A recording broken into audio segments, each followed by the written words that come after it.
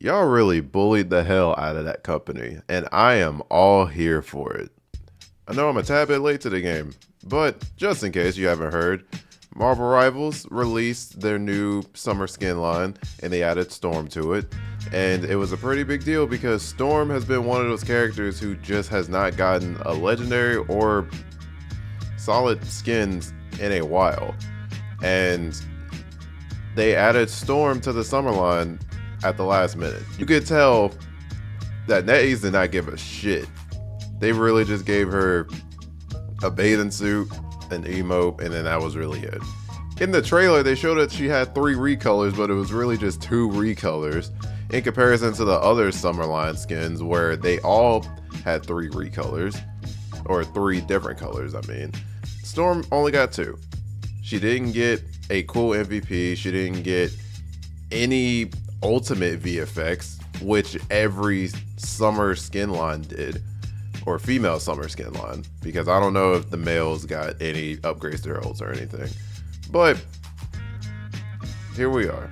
Community was not happy. The community was not happy with how the skin line was.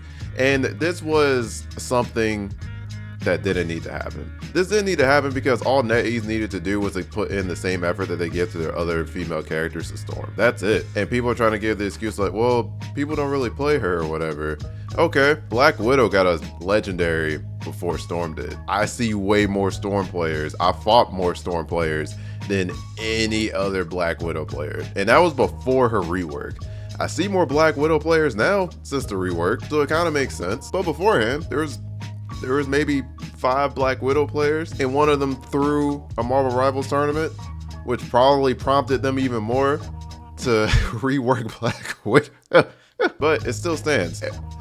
NetEase has had a history of, for some reason, treating their black characters poorly. Blade's only legendary skin was his release skin, and when he was first released, not even released, when he was first announced, he was chained up, and it took him an extra season to even show up. And then when he showed up, he was probably the most underwhelming character that Marvel Rivals has ever put out. He was basically D tier, F or D tier, and then at best he was C tier. Not even B. At best he was C tier, and that was for specific situations depending on how the enemy comp was. It was so bad that content creators held a funeral for Blade. That's how bad he was as a character in Marvel Rivals.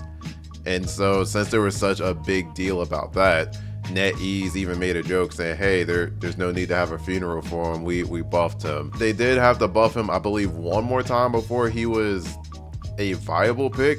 Blade does feel good now. And I'm very glad because Blade is a cool character. Black Panther and Storm, when they had their wedding outfits or their wedding skins, those are epics, but Rogues and Gambits were legendary. Why not give them legendary wedding skins also? See, it's just, and also with the whole controversy with Moon Girl not being added to the game with Devil Dino, when it's the equivalent of Cloak and Dagger.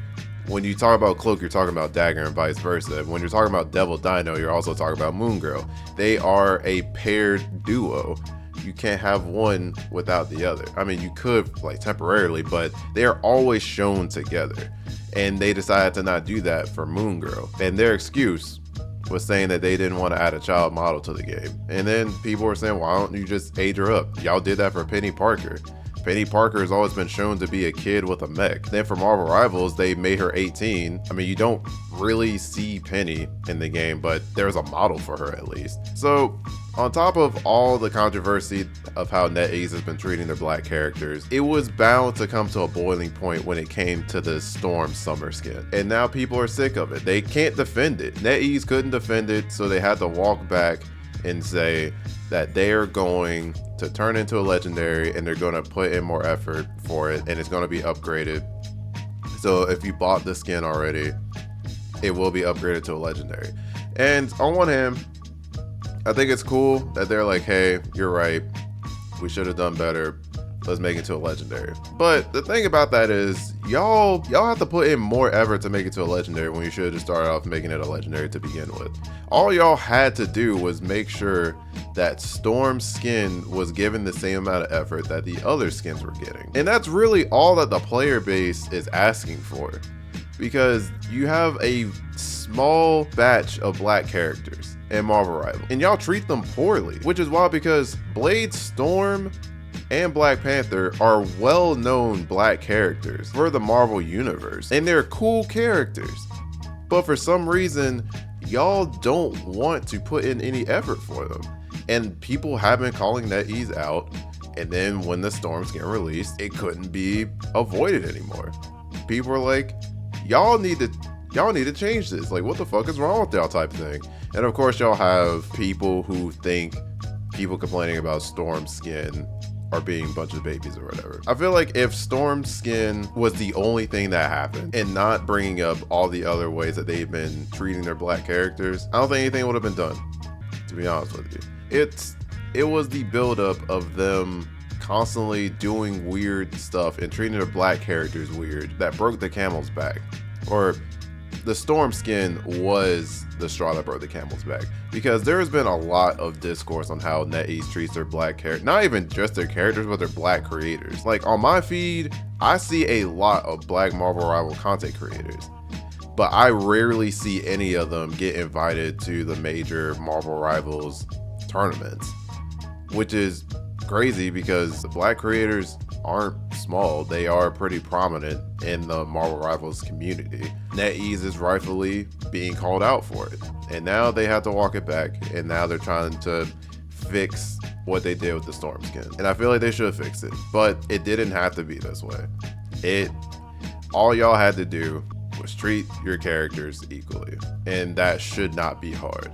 We're not asking to have Storm get 4 legendaries within a month, Luna Snow, but literally just treat your black characters fairly. Like, y'all put in a lot of care for all these other characters, and then y'all don't think that the black character should be treated the same way as well. Like, 1 or 2 legendaries every now and again isn't going to kill y'all. Hell, why don't in defense for Johnny not getting a legendary, I think I see 1 to 2 Johnny players every season. I don't know who plays that motherfucker, but I see Ultron players all the time, and he doesn't have a legendary either. Give Ultron a legendary. He deserves one too. I know he's a fan favorite. I like playing Ultron too. He should get a legendary. Which is weird that he doesn't have a legendary, because he does have cool skins. None of them are legendary though. Like, I don't know, the skin distribution in this game is very weird.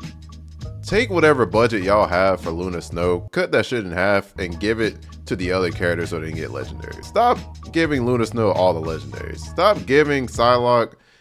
How does Psylocke get all the legendaries? I just realized that, because she did get a lot of play earlier on, but I don't really see Psylocke as often as some of the other characters either. So why does she get booty? Never mind, I just answered my own question.